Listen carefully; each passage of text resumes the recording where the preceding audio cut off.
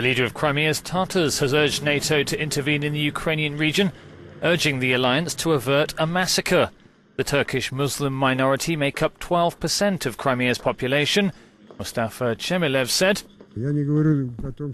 "I'm not saying that NATO soldiers should come and chase Russian troops out from our territory, but a series of measures should be worked out to make it impossible for Russia to commit without punishment this sort of aggressive action against their neighbours."